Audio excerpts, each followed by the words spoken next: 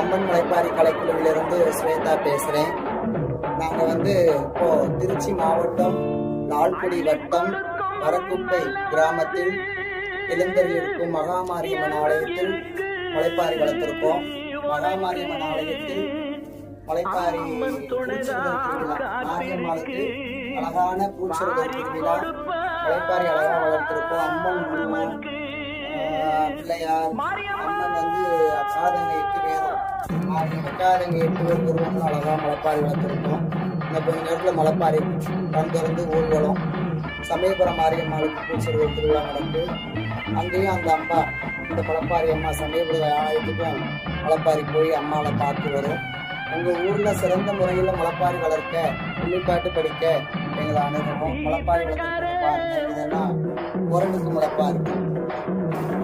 உங்கள் ஊரில் சிறந்த முறையில் முளைப்பாரி வளர்க்க எங்களை அணுகவும். உரிமையாளர் ஸ்வேதா, சமயபுரம் மாரியம்மன் புகழ், ராஜபாளையம் உரிமையாளர் ஸ்வேதா. இதே போல யூடியூப்ல ஸ்வேதா நினைச்சீங்கன்னா எங்களுடைய யூடியூப் வரும். அதை லைக் பண்ணுங்க, ஷேர் பண்ணுங்க, சப்ஸ்கிரைப் பண்ணுங்க. அதே போல இன்ஸ்டாகிராம்லையும் எங்களுடைய சேனல் வரும்.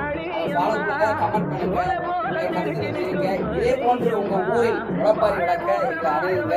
சீரும் சிறப்பான புள்ளிப்பாட்டு நிகழ்ச்சி மற்றும் கருப்பசாமி ஆட்டம் அனைத்தும் சிறப்பாக நடக்கிறது.